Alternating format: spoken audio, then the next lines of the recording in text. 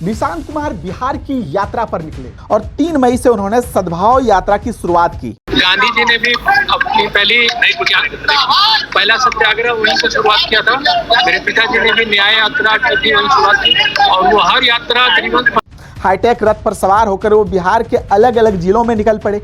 भीड़ जुटनी शुरू हुई, कार्यकर्ताओं में उत्साह दिखने लगा और जेडीयू को लगने लगा कि उसे अपना नया चेहरा मिल गया है। आज निशांत जी इस पावन स्थल से संभावना यात्रा प्रारंभ कर रहे हैं तो यह केवल राजनीतिक यात्रा नहीं है, बल्कि हमें एक संदेश है। लेकिन यात्रा शुरू हुए अभी 3 दिन ही हुए थे कि अचानक इसे रोक दिया गया। यात्रा है, उसी से संबंधित बात करने आया था। उसी को यात्रा कैसे करनी है, कहाँ कैसे क्या जाना है, मिलना है क्या, क्योंकि 7 मई को बिहार मंत्रिमंडल में विस्तार होना था। अब पार्टी के भीतर एक नई मांग जोर पकड़ने लगी। मांग ये कि निशांत कुमार को सीधे मंत्रिमंडल में शामिल किया जाए। एक बार फिर ललन सिंह, संजय झा एक्टिव हुए और अंदर खाने लगातार बैठकों का दौर चला। निशांत को मनाने की खूब कोशिश हुई। आखिरकार पार्टी अपने मिशन में सफल हो गई।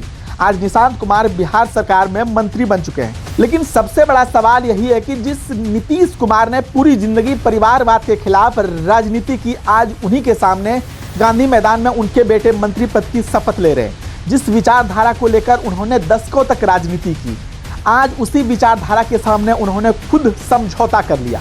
20 साल तक बिहार की सत्ता पर राज करने वाले नीतीश कुमार ने आखिरकार सत्ता की चाबी बीजेपी को सौंप दी। लेकिन इस फैसले के बाद जेडीयू के अंदर सब कुछ ठीक ठाक नहीं चल रहा था। पार्टी के भीतर एक खालीपन महसूस होने लगा था और इसी खालीपन से एक नई आवाज निकलनी शुरू हुई। आवाज ये कि अब निशांत को राजनीति में लाया जाए। दरअसल नीतीश कुमार हमेशा से परिवारवाद के बड़े विरोधियों में गिने जाते रहे हैं। उन्होंने अपने पूरे राजनीतिक जीवन में लालू प्रसाद से लेकर दूसरी पार्टियों तक परिवारवाद को लेकर खूब हमला बोला। यही वजह थी कि वो कभी नहीं चाहते थे कि उनके रहते हुए पार्टी का कोई दूसरा सदस्य राजनीति में आए। लेकिन राजनीति सिर्फ विचारधारा से नहीं चलती, राजनीति परिस्थितियों से भी चलती है और यही परिस्थिति धीरे धीरे जेडीयू को बदलने लगी। बताया जाता है कि इस दौरान निशांत कुमार को बिहार समझने के लिए पूरे राज्य के दौरे पर भेजा गया। गांव, गली, कस्बे, पंचायत, लोगों से मिलना, कार्यकर्ताओं को समझना, क्योंकि नीतीश कुमार चाहते थे अगर निशांत राजनीति में आए तो सीधे सत्ता नहीं बल्कि संगठन से शुरुआत करे। इधर 2025 का बिहार विधानसभा चुनाव पूरी तरह नीतीश कुमार के चेहरे पर लड़ा गया।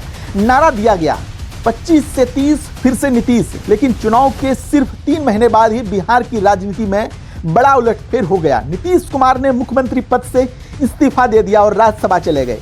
यहीं से जेडीयू के अंदर बेचैनी बढ़ने लगी और पार्टी को लगने लगा अगर कोई बड़ा चेहरा सामने नहीं आया तो संगठन बिखर सकता है। इसके बाद पार्टी के बड़े नेताओं में से ललन सिंह, संजय झा को बड़ी जिम्मेदारी दी गई।